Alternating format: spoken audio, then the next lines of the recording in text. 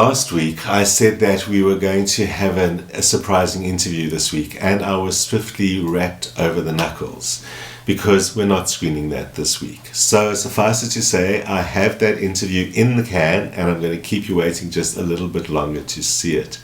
In the meanwhile, thank you for your suggestions for topics for the show.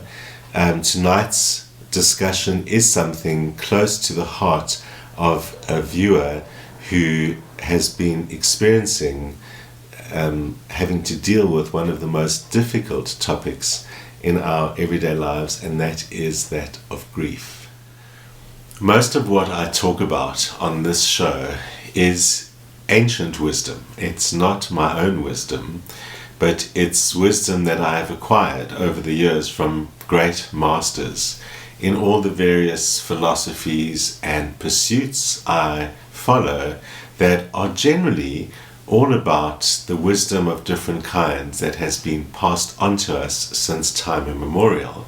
Of course, for me, astrology being the most important of those, more than 3,000 years old, containing a lot of the wisdom of the people who evolved it, not just their theories about the cosmos. But it's not really astrology that I want to talk about here today. It is, like as I've often had occasion to talk about on this show, I want to talk about some of the questions that plague us that in the more modern, industrialized, kind of post-spiritual world that we live in have become harder to answer. Questions that have become hard to answer and issues that have become harder to deal with because of our increasing independence from spiritual traditions and beliefs of the past. Whatever you might think about whether we should still be connected to spiritual traditions of the past, whether we should be following religions of people of the past, or any of those kind of things, that's not what I want to talk about at all. What I do want to talk about is that since we live in a world of so many different beliefs and ways of dealing with things, we often confronted by difficult situations because we don't know how someone else would be dealing with it. And the example that I'm really referring to is grief. Grief that comes from loss, from death. There are other losses, and there are other losses that cause grief, of course, but it's primarily death. And, you know, in a previous world or in a homogeneous culture, it's reasonably easy to understand how to talk about death and how to deal with death, and we're going to talk about that later on in this show, and what perhaps we can learn from ancient cultures and how they dealt with death. But the fact is that many of us don't know how to deal with someone else who has just suffered a loss, and many of us don't know how to confront that ourselves when we suffer a loss. And so I thought perhaps that same wisdom that gave great spiritual practices of the past could also enlighten us about how to think about and how to handle others when it comes to grief. Because, of course, one thing we all do know is that all those platitudes that people come up with after someone dies are well meant but not usually helpful. What platitudes do I mean? I mean things like when someone says he's in a better place right now, or now she's looking down on you and everything is fine, and all of those things that are designed to kind of make you feel better, but that don't. And that actually, for many people in a grieving situation, makes them feel even more isolated and more disconnected and alone. Because, of course, grief and loss produce the feeling of aloneness. And so things which don't approach the depth of their grief are going to make them feel alone. It's not whether those things are right or wrong, although it adds to it, because as I've said, we live in a world where you don't know what someone's belief system is, usually. And even if you do, about core things like death, like that, it's very unlikely that you would have the words to say something that is deeply meaningful in that situation, for all those reasons, including the bottom line fact that words don't cut it. Words basically can't heal a broken heart. So by trying and using words, as I've said, it makes the person sometimes feel even more broken or isolated, or also puts them in a situation of ultimately having to smile and nod and even end up comforting the person who says that to them. So all of that is not very helpful, because we don't need to say something when somebody dies. It's not really about the words. What it is about is actually true in many situations when we deal with someone else dealing with emotional challenges, and that is really just to be there, to listen, even to be silent. Sitting silently with someone who has suffered a loss is all that they really need, because it's also all that they can deal with. They don't want to have to engage in small talk. They don't want to have to look appreciative for the platitudes that you are offering, as well meant as they are. They don't want to have to do anything, and you certainly shouldn't be putting them into the situation where they would be doing those things, especially since the best thing to do when somebody dies might just be to sit there. More about that in a minute. So what we really need to do is to listen, to offer support just in the sense of love, and to say sorry, not to pretend that words make it better or it's all right, because it isn't. Just to say sorry. Sorry means I know that you're suffering. I'm sorry that you're suffering. There's nothing I can really do to make it better. So don't make it sound like there is. Rather just say sorry. I get it that you're in a painful place. Sitting quietly is all that they really need, and support in the practical sense. One of the things that has amplified the difficulty of dealing with death is the endless kind of bureaucratic and financial requirements that often kick in immediately after someone dies, and that occupy the survivor, the one or ones left behind. And while distractions might for a while help someone deal with something, probably not the best way to deal with something, but be that as it may, it often prevents a person from experiencing some of the closure or process that they need to in the early stages of understanding and grasping the loss that is happening. So for one of the best ways to be supportive of people who are experiencing grief and loss is to offer help for those small things, from the stuff of the administration of some of the bureaucracy itself to the most important mundane practical things, and that is cooking food and providing the family with food.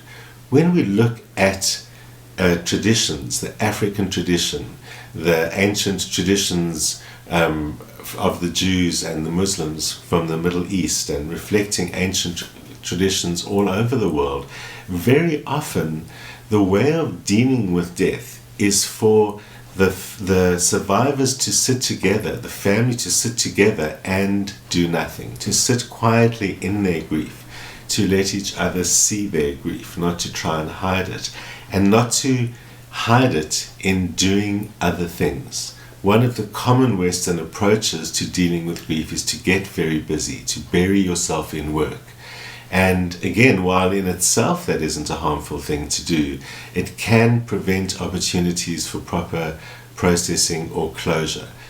So the sitting around in front of each other's grief allows others to come in and cook the food and provide the food and feed the cats and make sure that if there are any children, go to school and so on. And dealing with all those practical things is the most amazing support that you could offer to someone who is dealing with loss. And that's why traditional cultures are about that and about providing food. But for me, what's really important in all of that is that the showing of the grief, not the weeping and the wailing and the falling down type of showing. And sometimes that is part of the ritual of death and might be associated with the funeral. And rituals of death are very important. But just in the sense of, if you admit to your grief, you are going to more smoothly go into and through the process of having to deal with it. So that sitting together is a kind of admission and equalizing that we all face this and we're all dealing with loss. The first important thing in dealing with loss is allowing time to deal with the shock of it.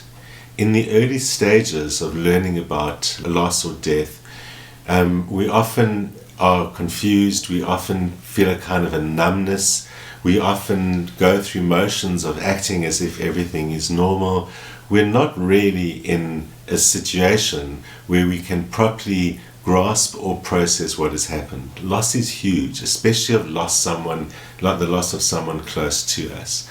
So what I'm really saying about that is that it's important to understand that in the early days of dealing with that loss, introspection and trying to deal with all the big issues is not going to work. Just like dealing with the small issues like the admin and the bureaucracy doesn't really work either. So it's important to really allow yourself to experience the shock, being gentle with yourself, allowing yourself time to realize this takes time to sink in. This is not the time to ask yourself the questions, how can this be? What did I do wrong? What should have? What shouldn't have?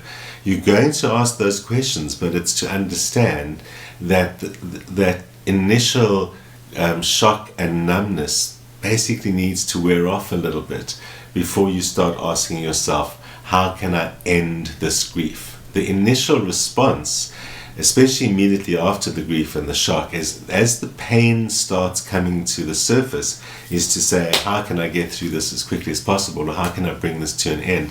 And that is not a good question to ask, especially since pain exists for a reason.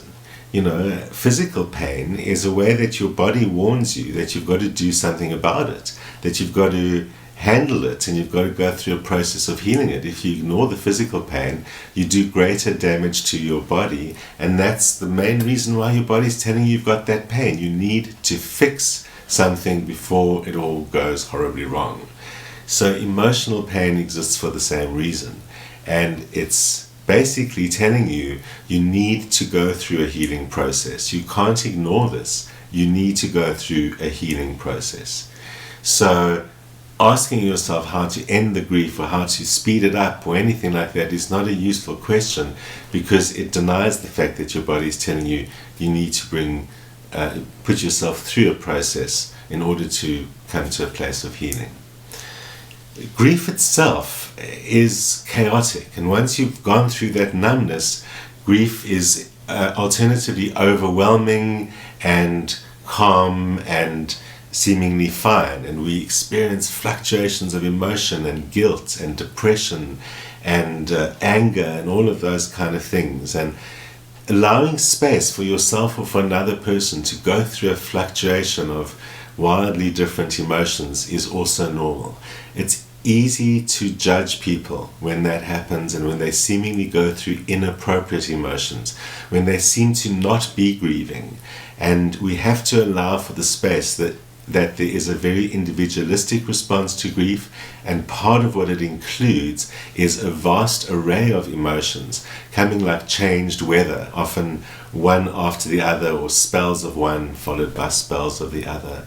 So those kind of things we really just need to give a person space for, and not presume to understand or second guess or tell them what to do. We need to recognize their grief as unique, or your own grief, if that's what it is, as unique. When it comes to our own grief, we're often saying to ourselves, I should have done this, or why aren't I doing that? I should be crying. I should be feeling this. Why am I not feeling that? All of those things are useless questions once you understand that grief is unique and emotions come and go and fluctuate, and it's a long, slow process. It's really a lot slower than we allow ourselves to believe. The initial process is at the very, very least 7 days to kind of what I've spoken about, just to absorb that there's something going on. The process of alternating emotions, while is immediately in the process I've said, from extreme grief to not, can continue on and off for months and months, and emotions can suddenly overwhelm someone, and we need to give space for that and realize we shouldn't be thinking it's about time I moved on, it's about time they moved on. There's never about time for a very long time to come. It can take, especially for a close spouse, it can take a couple of years for those kind of things to recede enough into the distance that they're not overwhelming. So recognizing that grief is a unique emotional experience that someone needs to go through. We can't go through it forever. It does become self-indulgence. So grief and mourning do well to have some limits, but we need to understand that those limits are large. And so that's also why ritual and a ritualistic way of dealing with death can be so helpful. Whether it's the traditions of the family sitting together for a week or two after death, like I've said, or other rituals which help people go through a process, the famous wake of the Irish and perhaps others, and celebrations of life that happen, but all kinds of ritual allow people to structure and express. Expressing the mourning is so important as well, so that if there is a known safe space to express feelings, then you're going to be able to do it, and you can go through a process. So while on the one hand we recognize the necessity of the grief and we provide the space for that in ourselves or others, on the other hand we also try and eventually provide or create a process to go through which allows us to express that and have some kind of grieving ritual. Other ways can also be to express yourself otherwise. So part of the process can be to actually express yourself through artistic means, whether it's listening to music or reading things that are similar to the grief you're having, and allowing yourself to go through a process of beginning to try and understand it. So it's not through the initial stages of asking questions. It's a little bit later, once the acuteness of the grief has passed, that we can get to the phase of expressing ourselves other ways. The rituals and the processes after the loss itself can give us the space to express the grief. Later, we need to find meaning, because then eventually, to somewhat absorb all of this, we need to find meaning. And part of where to look for that meaning is through creativity and art, especially of others, but perhaps of your own as well. It's also challenging to deal with how do we deal with children and how do we explain death to children. And I think one of the most important things is that we need to be truthful with them, that we don't use euphemisms like he's gone to a better place or she's gone to sleep, and because those fire up children's imaginations and we don't want to leave things to their imagination. It's more useful to try and find plain language that they can understand. So we talk about how everything in nature does die and nothing is forever, and we find ways appropriate to the age of the child to give examples about that. And it's obvious in nature, so nature's a great place to start with that. The most important thing is that if you're not clear about it, they're going to expect that person's return, or they're going to have some false ideas that you are contributing to. It's also important not to let them feel responsible, of course, for the death that you're explaining to them. So you put it in the context of nature. It's important to allow them to be open with their feelings, to let them be okay with being angry or crying, not to shoo them down. but just to say, sorry, I understand, those kind of things, to let them experience those emotions. We need also to come to a place of acceptance. Acceptance doesn't mean that it's now everything is fine and I've accepted it, and acceptance is not a permanent way of being. And it doesn't mean that everything's fine either. It doesn't mean that once you accept that you're going to be happy, or once you accept you're going to be how you were before you experience the loss. The loss changed your life. The loss of a loved one changes the circumstances of the world, of the person left behind. And acceptance marks the understanding of that, the integrating that this is now part of my identity. It means that you're willing to move on without the other person, but doesn't mean you're imagining that other person never existed. The loss itself becomes part of your life. The loss itself is part of the experience of life. So acceptance is accepting that this empty space is now part of my life, and that experience that is now part of my life, and the loss itself is part of my life. Because once we accept the loss itself, and once we understand that loss and absence are part of our lives, that allows us to start finding meaning and seeing a bigger picture of why loss is in our lives, or what loss can do for us. The meaning is not about what is the meaning of life after death.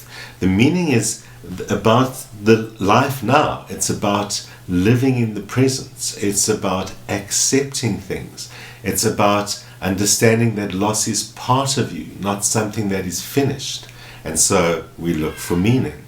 It causes us to look for meaning because spirituality is part of the human experience. It is part of human life.